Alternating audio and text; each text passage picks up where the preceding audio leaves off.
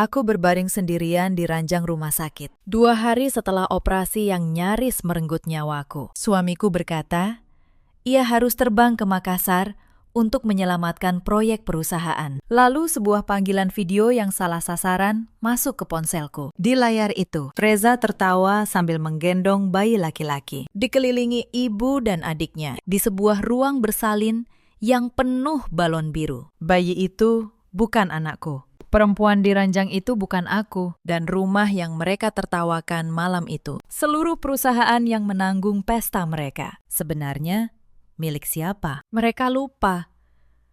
Halo, sahabat cerita. Selamat datang kembali di kanal ini. Tempat kita merawat kisah-kisah tentang luka, kesabaran, dan keadilan yang datang pada waktunya. Sebelum kita mulai, tuliskan dulu di kolom komentar. Kalian menonton dari kota mana? Jangan lupa tekan tombol suka dan berlangganan, supaya kami makin semangat menghadirkan cerita yang menemani malam-malam kalian. Sekarang, tarik napas dan izinkan saya bercerita. Nama saya Saraswati Wijaya. Orang-orang memanggil saya Bu Sarah. Usia saya 38 tahun. Saya pemilik Wijaya Group, sebuah perusahaan logistik dan properti yang saya bangun dari satu ruko sewaan di kawasan Bekasi 12 tahun yang lalu. Hari ini perusahaan itu punya kantor sendiri di kawasan Pondok Indah dengan ratusan karyawan yang menggantungkan hidup pada gaji bulanannya. Saya tidak mewarisi apapun. Saya memulai dengan 1 truk bekas dan sebuah buku catatan utang. Saya pernah tidur di gudang, menghitung kardus sampai jam 3 pagi, dan menahan lapar demi membayar sopir tepat waktu. Saya tahu rasanya jatuh.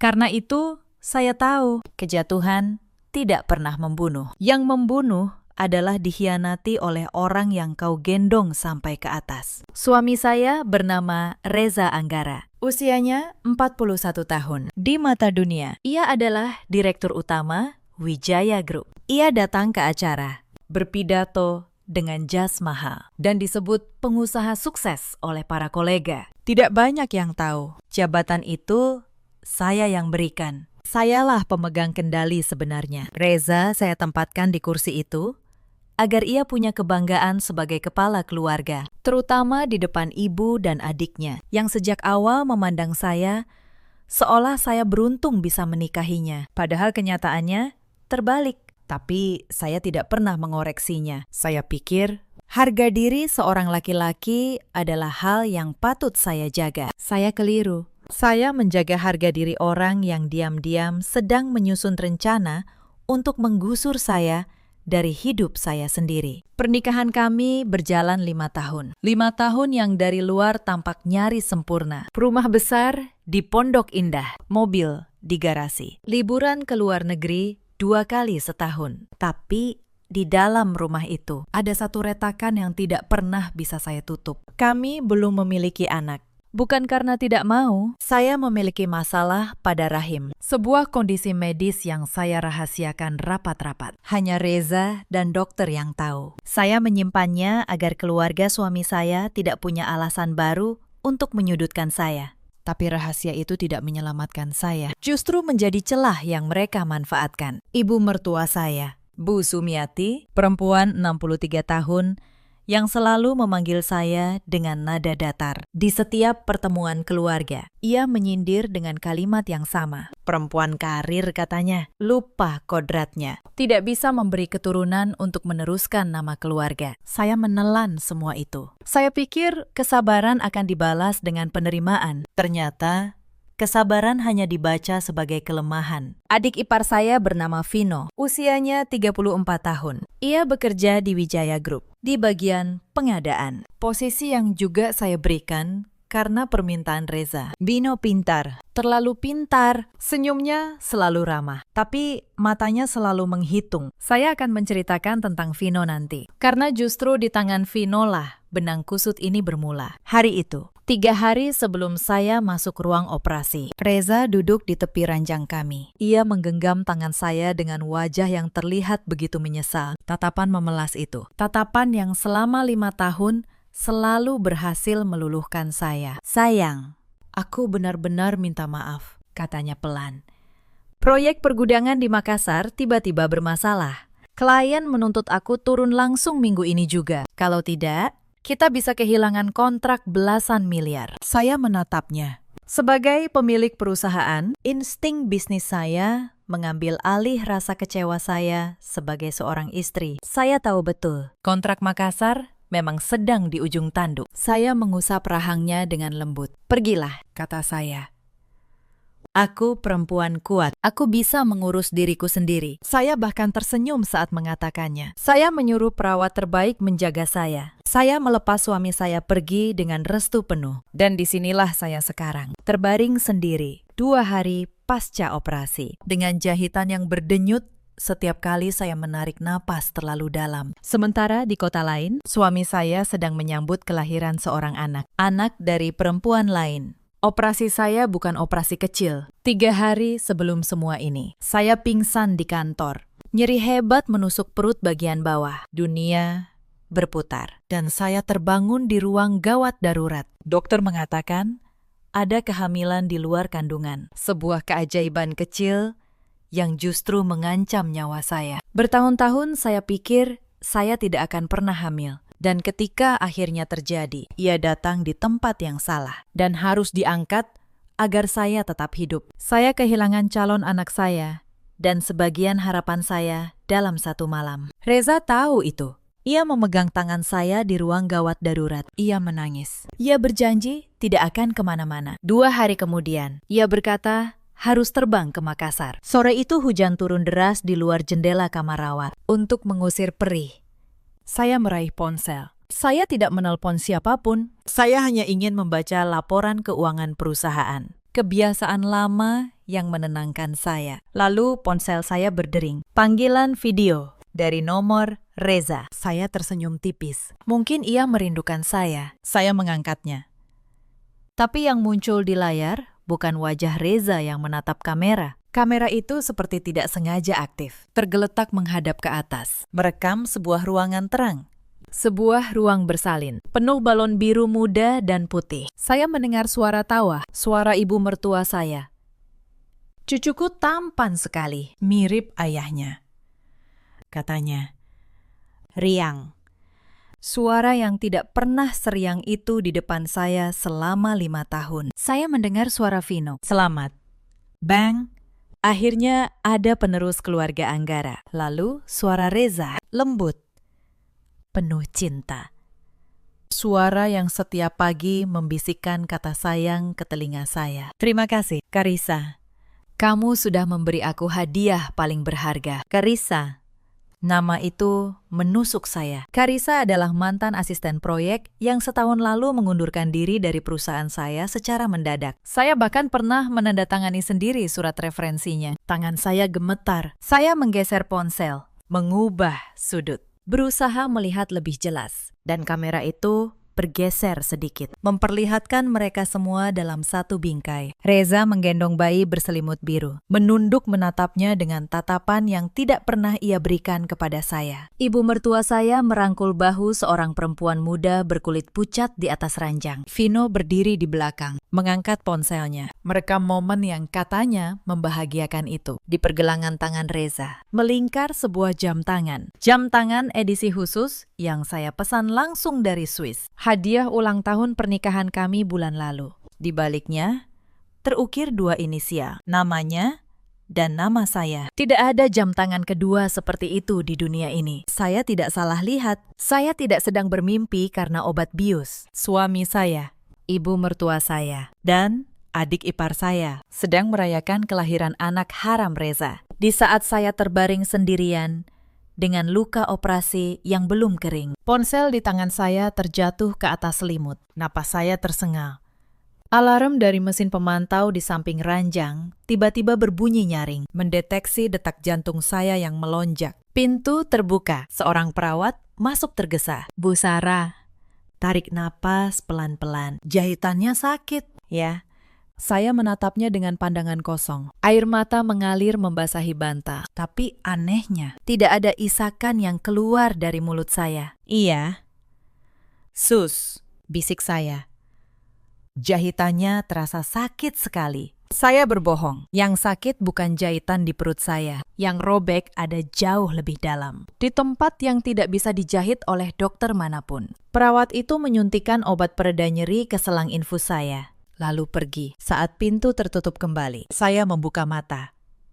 Air mata di pipi saya mulai mengering. Dan bersama keringnya air mata itu, sesuatu di dalam diri saya juga ikut mengeras. Saya tidak akan hancur sendirian. Kalau memang badai yang mereka inginkan, saya akan memberi mereka badai. Tapi badai saya tidak akan datang dengan teriakan. Badai saya datang dengan angka, dengan tanda tangan, dengan dokumen. Dan badai itu sudah saya siapkan jauh sebelum mereka tahu langit sedang mendung. Malam itu, saya tidak tidur. Obat penenang gagal bekerja. Otak saya justru berputar di kecepatan tertinggi, menyusun kembali setiap kejanggalan yang selama ini saya abaikan karena terlalu percaya. Saya teringat 3 bulan terakhir. Reza yang makin sering pulang larut. Reza yang ponselnya selalu tertelungkup di meja. Reza yang tiba-tiba mengusulkan agar sebagian kewenangan keuangan perusahaan dipindahkan ke bawah Vino dengan alasan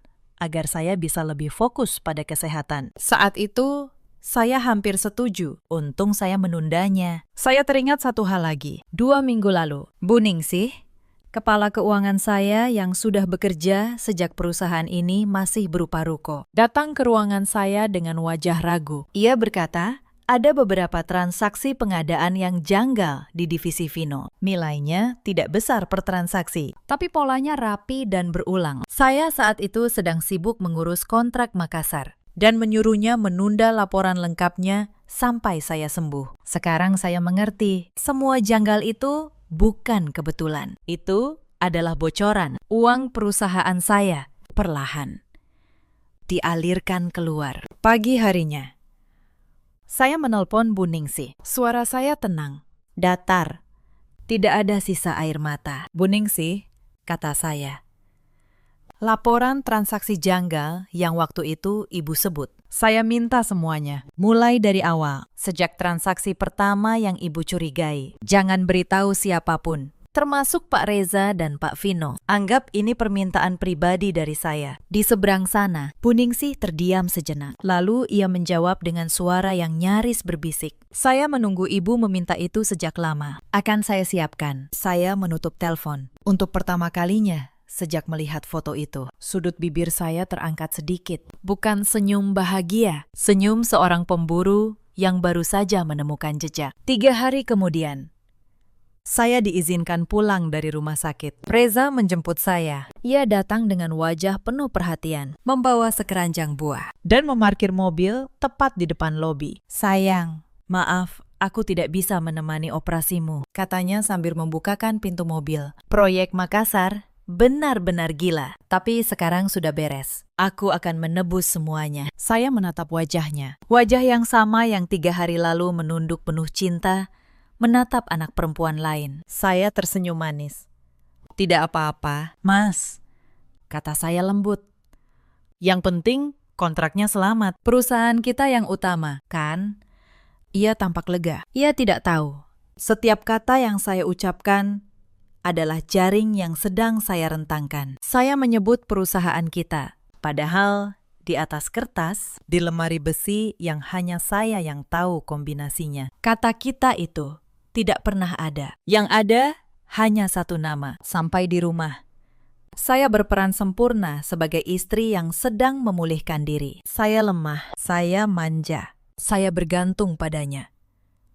Saya membiarkan Reza merasa aman, karena pemburu yang baik tahu mangsa yang merasa aman adalah mangsa yang berhenti waspada. Malam itu, saat Reza tidur pulas di samping saya membuka laptop di ruang kerja. Bu Ningsih sudah mengirim berkas pertama. Saya membuka satu persatu lembar rekening koran, mutasi, pengadaan, faktur yang janggal. Pola itu mulai terbaca jelas selama hampir 1 tahun. Melalui divisi pengadaan yang dipimpin Vino, dana perusahaan dialirkan ke beberapa vendor fiktif. Perusahaan-perusahaan kertas tanpa kantor nyata. Nilainya kalau dijumlahkan mencapai 3,2 miliar rupiah. Dan salah satu rekening penampung akhirnya atas nama seseorang bernama Karisa. Uang saya mengalir ke perempuan yang baru saja melahirkan anak suami saya untuk membayar rumah sakit mewah, Piyama Sutra, dan balon-balon biru itu. Mereka memakai uang dari perusahaan yang saya bangun dengan tidur di gudang. Saya tidak menangis, saya hanya mencatat setiap angka, setiap tanggal, setiap tanda tangan. Saya menyimpan semuanya dalam satu map, di tempat yang tidak akan pernah mereka duga. Keesokan paginya, di meja makan, ibu mertua saya datang berkunjung, tanpa diundang. Seperti biasa, ia membawa rendang buatannya, dan menaruhnya di meja dengan gaya seorang ratu. "Sarah, kamu sudah sehat?" tanyanya. Basa-basi.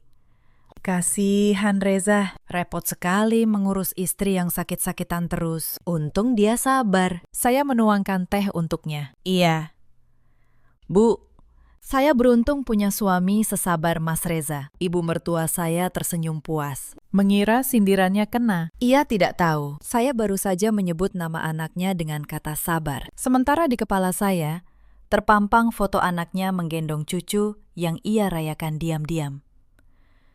Saya menahan diri untuk tidak tertawa. Bukan tawa geli, tawa dingin seseorang yang sudah tahu akhir cerita. Sambil menonton lawannya, masih mengira ia menang. "Oh iya," kata ibu mertua saya sambil menyeruput teh. "Vino bilang, dia mau mengusulkan kamu pindahkan sebagian saham perusahaan ke nama Reza. Katanya, biar lebih aman secara hukum. Kalau terjadi apa-apa pada kamu. Kamu kan sering sakit." Saya berhenti sejenak. Jadi ke sana arahnya. Bukan hanya uang. Mereka mengincar kepemilikan. Mereka ingin saya, dengan tangan saya sendiri, menyerahkan perusahaan saya kepada Reza, agar saat mereka membuang saya nanti, semuanya sudah sah menjadi milik mereka. Saya tersenyum manis. "Ide yang bagus, Bu. Saya akan pikirkan baik-baik. Mungkin saya perlu bicara dengan notaris dulu." Ibu mertua saya mengangguk senang. Ia pulang dengan keyakinan bahwa menantunya yang bodoh sebentar lagi akan menandatangani kematiannya sendiri. Sore itu, saya menelpon Pak Hendra, pengacara pribadi saya selama 10 tahun. Orang yang menyusun setiap akta perusahaan saya sejak hari pertama. "Pak Hendra," kata saya perlu memastikan satu hal. Struktur kepemilikan Wijaya Group saat ini. Berapa persen atas nama saya? Pak Hendra menjawab tanpa ragu. "Semuanya." "Bu, Pak Reza hanya direktur dengan kontrak kerja. Ia tidak memegang satu lembar saham pun. Itu sesuai dengan permintaan ibu sejak awal." Saya menutup mata. Lega. Mereka mengira saya sudah memberikan kerajaan saya. Padahal yang saya berikan hanya mahkota kertas. Tahta yang sebenarnya tidak pernah lepas dari tangan saya. "Bagus. Pakistan," kata saya.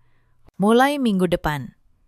Saya butuh Bapak menyiapkan beberapa hal." Diam-diam, minggu-minggu berikutnya, saya menjadi 2 orang sekaligus. Di rumah, saya adalah istri yang lembut dan pemaaf, yang memuji masakan ibu mertua, yang tersenyum saat Reza pulang larut dengan alasan lembur. Di kantor, saat tidak ada yang melihat, saya adalah jenderal yang menyusun pasukan. Saya meminta Bu Ningsih mengaudit ulang seluruh transaksi divisi Vino selama 2 tahun ke belakang. Saya meminta Pak Hendra menyiapkan dokumen hukum atas dugaan penggelapan. Saya mengumpulkan rekaman rapat, faktur vendor fiktif, dan jejak transfer ke rekening Karisa. Satu persatu. Batu bata bukti itu saya susun menjadi tembok yang tidak bisa mereka panjat. Suatu malam, Reza pulang dengan wajah cerah yang aneh. Ia membawa kotak kecil berisi kalung berlian. "Untukmu." "Sayang," katanya, "anggap ini permintaan maaf, karena aku sering meninggalkanmu." Saya menerima kalung itu. Saya tahu, kalung itu dibeli dengan uang siapa. Mungkin dengan uang yang sama yang mengalir lewat vendor fiktif Vino. Suami saya membelikan saya kalung dengan uang yang ia curi dari saya. Saya memakainya, mencium pipinya, dan berkata, "Terima kasih." Di cermin, saya melihat kalung itu berkilau di leher saya. Indah sekali. Saya berjanji pada diri sendiri, saya akan memakai kalung ini tepat di hari saya menjatuhkan mereka semua, agar mereka tahu, bahkan hadiah penyesalan mereka pun akhirnya menjadi milik saya. Sementara itu, di luar pengetahuan saya, mereka mempercepat rencana. Suatu sore, Vino datang ke ruangan saya di kantor. Senyumnya selebar biasa. "Mbak Sarah," katanya, "saya dengar Mbak mau merestrukturisasi saham. Bagus itu, biar perusahaan lebih solid. Saya sudah siapkan draftnya. Tinggal Mbak teken." Ia menyodorkan map. Saya membukanya pelan. Di dalamnya, sebuah akta pengalihan saham. Isinya, pengalihan 70% saham Wijaya Group dari nama saya ke nama Reza Anggara. Lengkap dengan kolom tanda tangan saya di bawah. Menunggu diisi. Tangan saya tidak gemetar. Saya membaca setiap baris dengan tenang, seolah sedang membaca menu restoran. Lalu saya menatap Vino dan tersenyum. "Rapi sekali, Vino," kata saya. "Kamu memang teliti. Tinggalkan saja di sini, saya pelajari dulu." Lalu saya bawa ke notaris keluarga untuk dilegalisasi. Tidak afdol kalau tidak resmi, kan? Vino tersenyum lebar. "Tentu, Mbak. Saya percaya penuh sama Mbak." Ia keluar dari ruangan dengan langkah ringan. Ia mengira ia baru saja menyerahkan pisau ke tangan korbannya. Ia tidak tahu.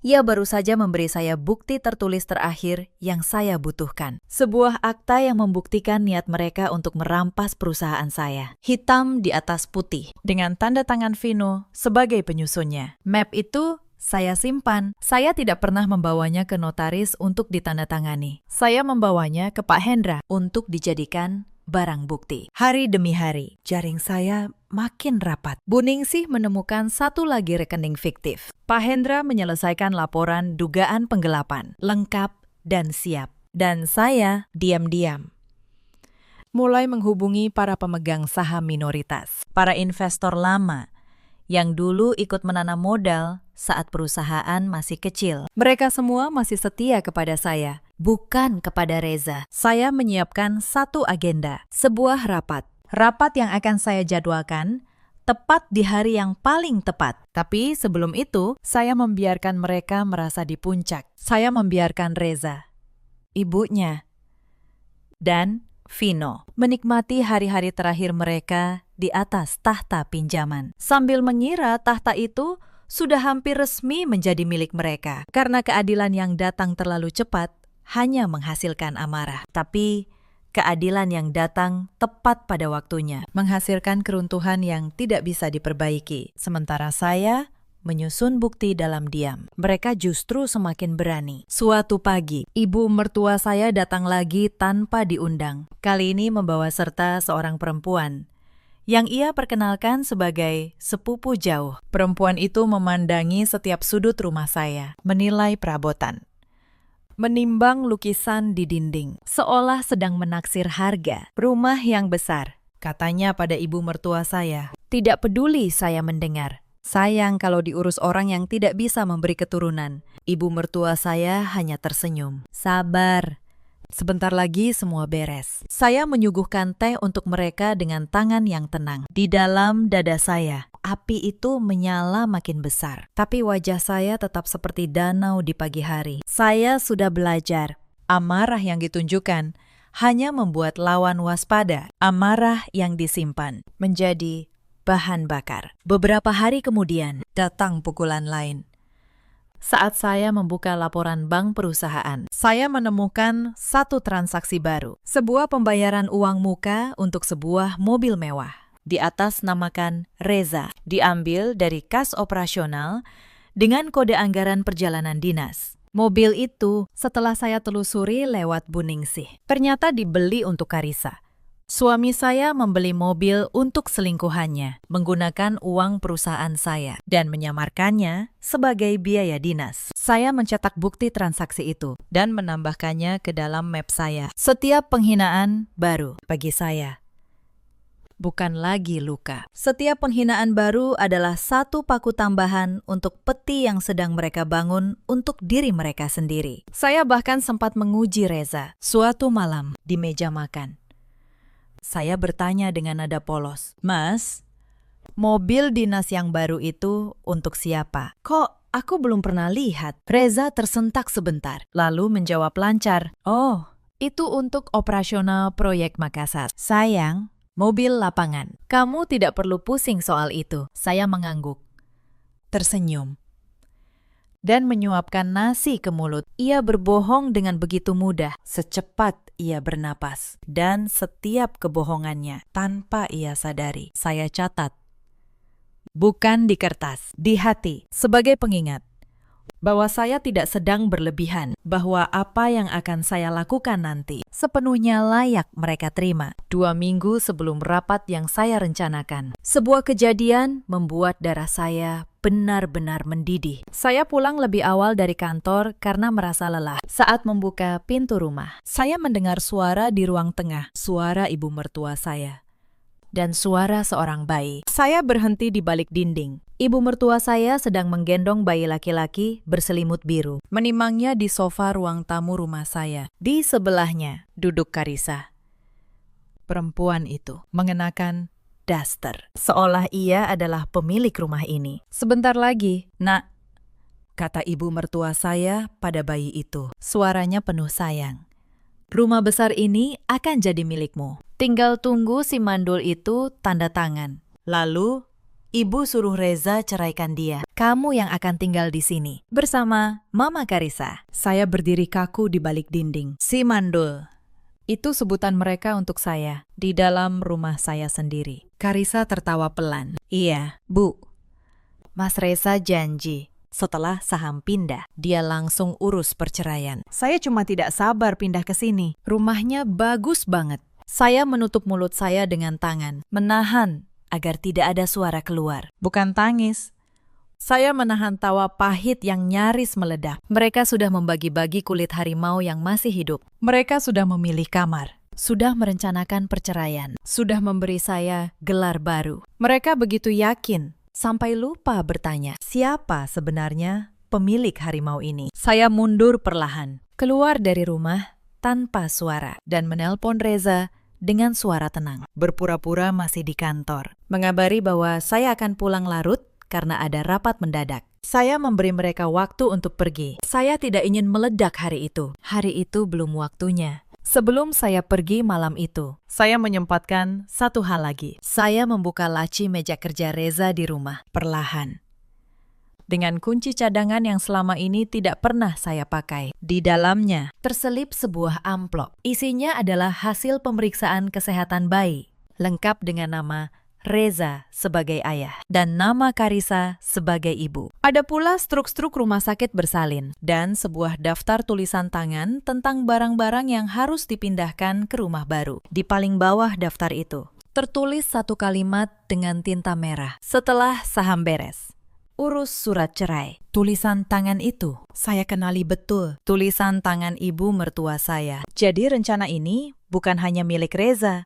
Ini rencana keluarga. Disusun bersama di meja makan yang sama, tempat mereka menyantap masakan yang dibeli dengan uang saya. Saya memotret setiap lembar, mengembalikan amplop persis seperti semula, dan menutup laci itu tanpa suara. Mereka tidak akan pernah tahu. Bukti terkuat untuk menghancurkan mereka saya temukan di laci suami saya sendiri. Malam itu, saya menginap di apartemen pribadi saya, tempat yang tidak diketahui Reza. Saya duduk di balkon, menatap lampu-lampu kota, dan saya menelpon Pak Hendra. Pak Hendra, kata saya, percepat semuanya. Saya ingin rapat pemegang saham diadakan 2 minggu lagi. Undang semua pemegang saham minoritas. Siapkan juga laporan penggelapan untuk diserahkan ke pihak berwajib pada hari yang sama. Saya mau semuanya selesai dalam 1 hari. Pak Hendra menjawab tenang. Semua sudah siap, Bu. Saya hanya menunggu perintah ibu. Saya menutup telepon. Saya menatap cincin kawin di jari saya. Lalu, dengan tenang, saya melepasnya. dan menaruhnya di atas meja. Mulai malam itu, saya tidak lagi merasa menikah. Saya hanya merasa sedang menyelesaikan sebuah urusan bisnis. Dan dalam bisnis, saya tidak pernah kalah. Hari-hari menjelang rapat, saya bekerja dalam diam. Saya menemui satu persatu pemegang saham minoritas. Pak Gunawan, investor pertama saya, yang dulu meminjamkan modal saat saya hampir bangkrut. Bu Laras, pemilik armada yang menyewakan truk pertama pada saya. Mereka mendengarkan saya dengan wajah serius, lalu menyatakan dukungan penuh. Perusahaan ini milik Anda. Bu Sarah, kata Pak Gunawan, kami menanam modal karena percaya pada Anda, bukan pada suami Anda. Saya juga menyiapkan diri secara pribadi. Saya memotong rambut panjang saya menjadi sebahu. Model yang membuat saya terlihat lebih tegas. Saya membeli satu setelan baru, warna merah marun. Warna yang selalu membuat saya merasa kuat. Dan saya menyimpan kalung berlian pemberian Reza di kotaknya, untuk saya pakai di hari penentuan. Sementara itu, Reza dan keluarganya semakin tidak sabar. Hampir setiap hari, Reza menanyakan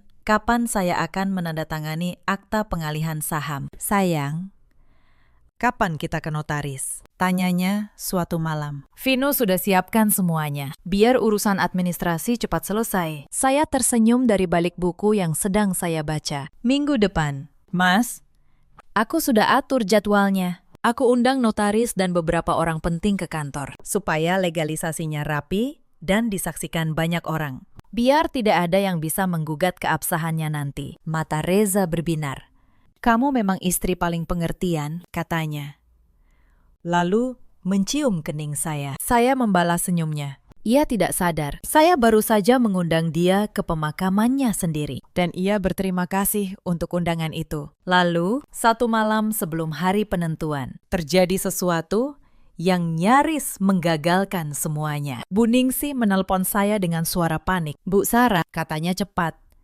Pak Vino tadi sore ke ruang arsip keuangan. Dia minta beberapa berkas pengadaan tahun lalu. Saya rasa dia mulai curiga. Mungkin dia mau menghilangkan jejak. Jantung saya berdegup. Kalau Vino menghancurkan berkas asli, bukti saya bisa melemah. Tapi saya menarik napas dan otak saya kembali dingin. Bu Ningsih, kata saya, berkas asli yang penting masih ada di tangan kita. Atau di tangan dia. Salinan resmi yang sudah dilegalisasi ada di kantor pengacara Bapak Hendra. Bu, yang dia ambil hanya arsip cetak biasa. Saya menghela napas lega. Bagus, biarkan dia ambil. Biarkan dia merasa aman, karena menira sudah menghapus jejak. Besok, dia akan tahu. Jejak yang sebenarnya tidak pernah ada di ruangan itu. Saya menutup telepon. Mereka mengira mereka sedang menutupi kejahatan. Padahal, mereka sedang berjalan dengan mata tertutup menuju panggung yang sudah saya siapkan untuk mereka. Tirai akan dibuka esok hari. Dan untuk pertama kalinya dalam berbulan-bulan, saya tidur nyenyak. Hari itu tiba. Pagi yang cerah di kawasan Pondok Indah. Saya bangun lebih awal, mandi, dan mengenakan setelan merah marun saya. Saya menyisir rambut sebahu saya. Dan terakhir, saya membuka kotak beludru itu, mengeluarkan kalung berlian pemberian Reza, dan memasangnya di leher saya. Di cermin, saya melihat seorang perempuan yang sudah selesai berduka. Yang tersisa hanya ketenangan seorang pemenang. Reza ikut bersiap dengan riang. Ia mengenakan jas terbaiknya. Hari ini hari besar, ya. Sayang, katanya. Akhirnya, semua resmi atas namaku. Iya.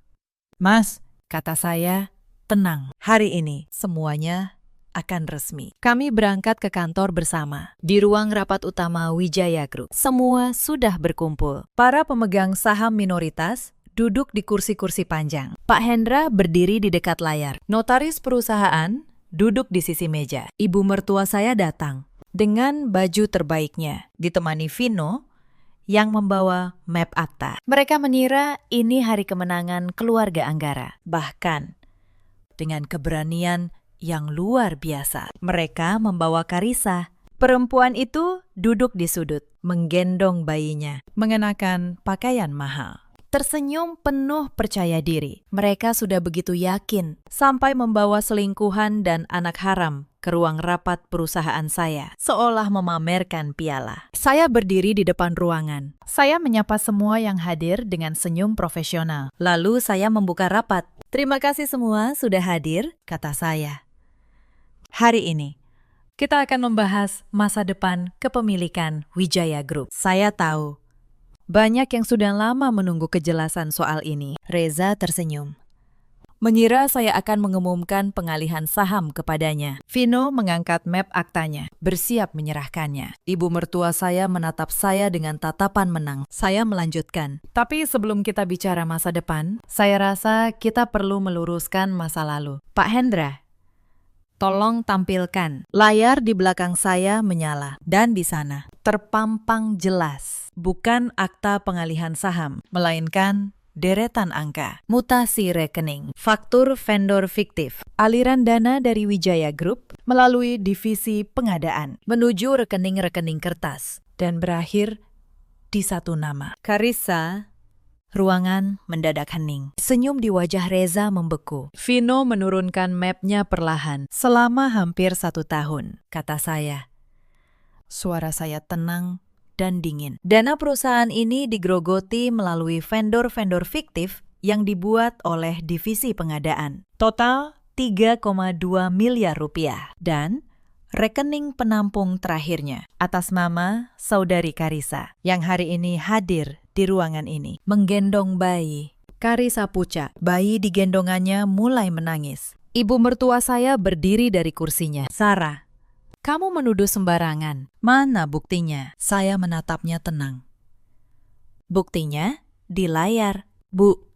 Dan salinan resminya yang sudah dilegalisasi ada di kantor pengacara saya. Yang dicoba dihilangkan Vino kemarin sore. Itu hanya arsip cetak biasa. Yang asli tidak pernah ada di ruangan itu." Wajah Vino memutih. Ia tahu ia sudah terjebak. Reza akhirnya bersuara. Suaranya gemetar. "Sarah, dengar dulu. Ini pasti ada penjelasannya. Kita bisa bicara baik-baik. Kamu istriku." Saya menatapnya. "Lama." Lalu, saya menyentuh kalung berlian di leher saya. "Istri," ulang saya pelan. "Kamu masih berani menyebut kata itu. Sementara 3 minggu lalu, saat aku terbaring sendirian dengan jahitan operasi, kamu sedang menggendong anakmu dari perempuan lain, dikelilingi ibumu dan adikmu, merayakannya dengan balon biru. Aku melihat semuanya, Reza, lewat panggilan video yang tidak sengaja kamu aktifkan." Reza terhuyung mundur. "Sayang, aku dan kamu," saya memotong. Menatap ibu mertua saya kemarin di ruang tamu rumahku. "Kamu menggendong bayi itu dan menyebutku si mandul. Kamu sudah berencana menyuruh anakmu menceraikanku setelah aku menyerahkan saham. Kalian sudah membagi-bagi rumahku, kamarku, hidupku." Sambil mengira aku terlalu bodoh untuk menyadarinya, ruangan itu benar-benar sunyi. Para pemegang saham menatap keluarga Anggara dengan tatapan jijik. Karissa menunduk. Air matanya jatuh. Ibu mertua saya terduduk kembali. Mukanya pucat pasi. "Sekarang," kata saya. Suara saya naik sedikit, tegas. "Izinkan saya meluruskan satu hal yang kalian semua lupa. Reza Anggara tidak pernah memiliki 1 lembar saham pun di perusahaan ini. Akta yang kalian susun untuk mengalihkan 70% saham kepada Reza tidak pernah saya tanda tangani, dan tidak akan pernah saya berbalik ke arah para pemegang saham. Hari ini, sesuai agenda, saya mengusulkan 2 hal. Pertama, pemberhentian Reza Anggara dari jabatan Direktur Utama, efektif hari ini juga. Kedua, pelaporan resmi atas dugaan penggelapan dana perusahaan oleh Saudara Vino ke pihak berwajib. Bagi yang setuju, mohon angkat tangan. Satu persatu, tangan para pemegang saham terangkat. Pak Gunawan, Bu Laras, semuanya. Seluruh kepemilikan minoritas, ditambah kepemilikan mayoritas saya, mendukung penuh. Suaranya bulat. Reza jatuh terduduk di kursinya. "Tidak. Kamu tidak bisa, aku direktur. Kamu adalah direktur, kata saya. Karena saya yang menempatkanmu di sana. Dan hari ini, saya yang menurunkanmu. Kontrak kerjamu berakhir. Terhitung detik ini. Pak Hendra akan mengurus sisanya. Pintu ruang rapat terbuka. 2 orang petugas masuk. Didampingi seorang penyidik yang sudah saya hubungi melalui Pak Hendra. Mereka menghampiri Vino untuk dimintai keterangan terkait laporan penggelapan. Vino berdiri dengan kaki gemetar. Semua kesombongannya lenyap. Ibu mertua saya menangis. Memohon, Sarah, tolong. Jangan begini. Vino anakku satu-satunya yang masih. Saya menatapnya. Tenang.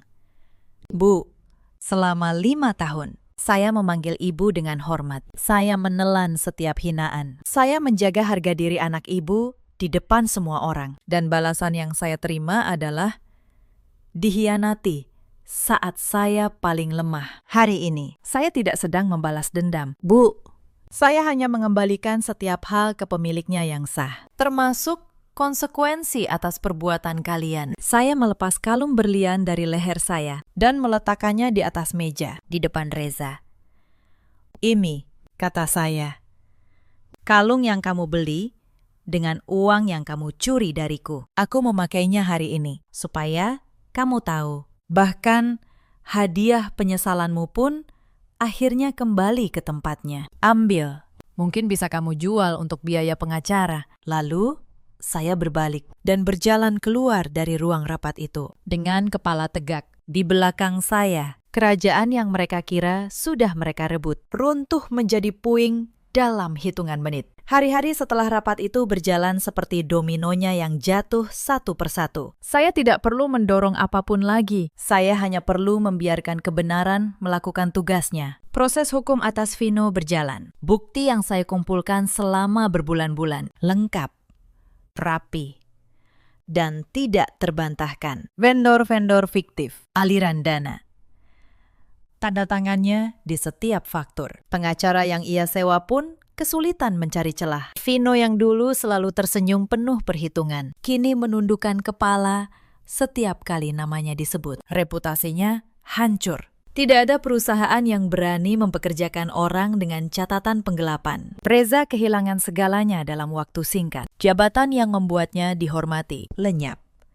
Saat berita pemberhentiannya menyebar di kalangan bisnis, para kolega yang dulu memujinya mulai menjauh. Mereka baru sadar, selama ini Reza hanyalah nama di kursi, bukan otak di baliknya. Tanpa Wijaya Group, Reza bukan siapa-siapa. Ia bahkan tidak punya keahlian nyata untuk memulai dari awal. Karissa, perempuan yang mengira sudah memenangkan hidup, segera menyadari kenyataan pahit. Reza tanpa perusahaan adalah Reza tanpa uang. Kemewahan yang dijanjikan padanya menguap begitu saja. Tidak ada lagi rumah besar di Pondok Indah. Tidak ada lagi kartu kredit tambahan. Tidak ada lagi piyama sutra. Mereka harus pindah ke kontrakan kecil di pinggiran kota. Karissa, yang terbiasa hidup dari uang yang mengalir, mulai menyalahkan Reza atas nasib buruknya. Pertengkaran menjadi makanan sehari-hari mereka. Cinta yang dibangun di atas pengkhianatan ternyata serapuh fondasi pasir. Ibu mertua saya menanggung malu yang paling berat. Rekaman peristiwa di ruang rapat.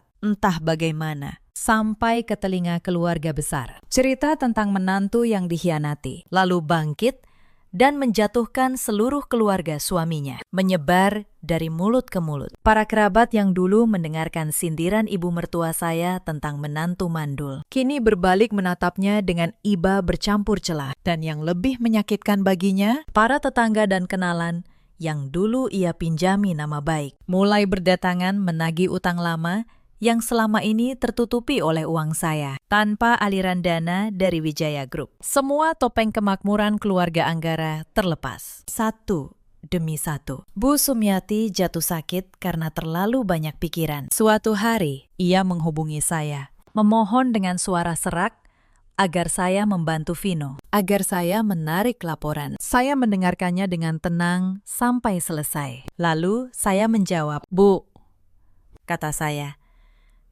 tidak membenci ibu, saya hanya berhenti menanggung beban yang bukan milik saya. Selama 5 tahun, saya membayar utang-utang keluarga ini, menjaga nama baik kalian. dan menelan setiap hinaan. Saya melakukannya karena saya pikir kita keluarga. Tapi kalian mengajari saya satu hal. Keluarga tidak merayakan kehancuran salah satu anggotanya dengan balon biru. Maafkan saya, Bu.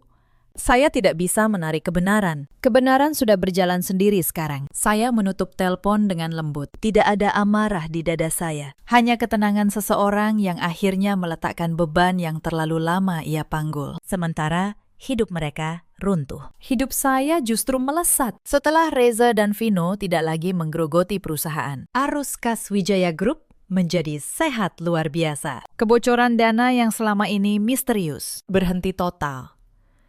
Saya bisa mewujudkan ekspansi yang selama bertahun-tahun selalu tertunda. Saya membuka cabang baru, menambah armada, dan merambah lini bisnis properti yang lebih besar. Saya juga menemukan, untuk pertama kalinya dalam 5 tahun, saya bisa bernapas lega di rumah saya sendiri. Tidak ada lagi sindiran di meja makan. Tidak ada lagi tatapan menghakimi. Tidak ada lagi rahasia yang harus saya jaga. Rumah besar di Pondok Indah itu, yang dulu terasa seperti panggung sandiwara, kini benar-benar menjadi rumah. Proses perceraian saya dengan Reza berjalan cepat dan bersih. Karena ia tidak memiliki apapun atas nama perusahaan. Tidak ada yang bisa ia tuntut. Ia datang ke pengadilan dengan wajah yang sudah kehilangan semua kepongahannya. Saat hakim mengetuk palu, saya tidak merasa kehilangan apa-apa. Saya hanya merasa sebuah pintu yang seharusnya sudah lama tertutup akhirnya benar-benar terkunci. Beberapa bulan kemudian, di sebuah malam yang cerah, saya berdiri di balkon lantai 2 sebuah gedung baru di pusat kota Jakarta. Malam itu adalah peresmian cabang utama divisi properti saya, sekaligus peluncuran proyek hunian pertama yang sepenuhnya saya rancang sendiri. Di bawah,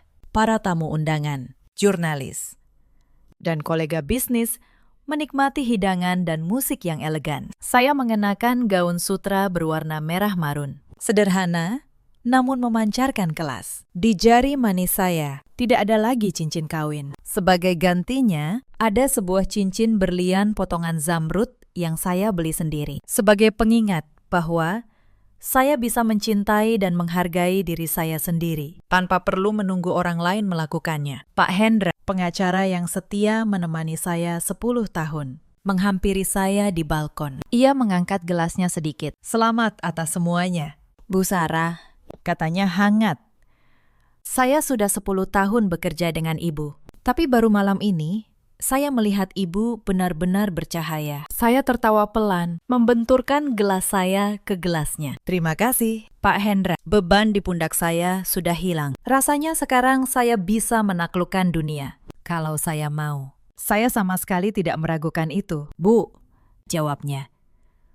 Lalu kembali masuk ke dalam. Saya kembali sendiri di balkon. Angin malam menyapu rambut sebahu saya. Saya menatap langit Jakarta yang penuh kerlip lampu gedung pencakar langit. Dulu, saya sering menangis di malam hari. Merasa tidak berharga karena tidak bisa memberikan keturunan. Merasa selalu kurang di mata keluarga suami saya. Saya menghabiskan bertahun-tahun mencoba membuktikan bahwa saya layak dicintai oleh orang-orang yang sebenarnya tidak pernah berniat mencintai saya. Sekarang saya mengerti. Operasi yang nyaris merenggut nyawa saya, malam-malam sepi di rumah sakit itu, bukanlah hukuman. Itu adalah penyelamatan. Tuhan sedang membuka mata saya. Ia sedang menyingkirkan orang-orang yang hanya memanfaatkan saya, agar saya bisa berlari lebih kencang menuju jalan saya sendiri. Saya tidak butuh gelar istri yang patuh. Jika harganya adalah merendahkan harga diri saya. Saya tidak butuh keluarga yang terlihat harmonis jika isinya hanya kebohongan. Saya lebih memilih berdiri sendiri di balkon ini dengan kepala tegak daripada duduk di kursi empuk sambil ditusuk dari belakang. Ponsel di tas kecil saya bergetar.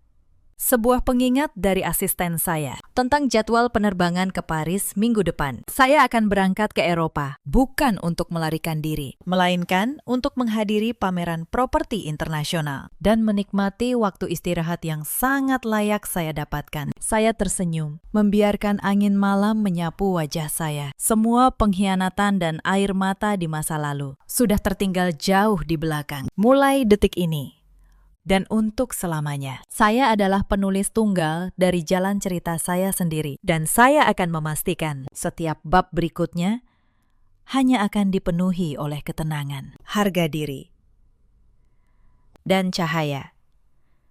Cerita ini mengajarkan kita satu hal. Jangan pernah mengukur seseorang dari diamnya. Seringkali, perempuan yang paling tenang adalah perempuan yang paling kuat karena ia memilih bertindak dengan kepala, bukan dengan teriakan. Dan jangan pernah merayakan kejatuhan orang yang pernah menolongmu. Karena roda kehidupan berputar lebih cepat dari yang kita kira. Ada banyak perempuan di luar sana yang berada di posisi Sarah dulu. Memberi segalanya, menjaga harga diri pasangannya, menelan setiap hinaan, dengan harapan suatu hari akan dihargai. Jika kalian salah satu dari mereka, ingatlah, kebaikanmu bukan kelemahan. Tapi jangan biarkan kebaikan itu membutakanmu dari orang-orang yang diam-diam mengasah pisau di balik senyumnya. Ada juga banyak suami seperti Reza di luar sana. Lelaki yang lupa bahwa tahta yang ia duduki seringkali dibangun oleh tangan perempuan yang ia anggap rendah. Dan ada pula para ibu mertua yang sibuk mencari kekurangan menantunya, sampai lupa menjaga kebaikan anaknya sendiri. Reza kini hidup dalam tekanan, menyesali kursi yang dulu ia kira miliknya. Vino menanggung akibat hukum dari keserakahannya. Ibu mertua hidup dalam malu dan sakit. Sementara Sarah, perempuan yang dulu mereka sebut mandul dan lemah, kini berdiri di puncak, bebas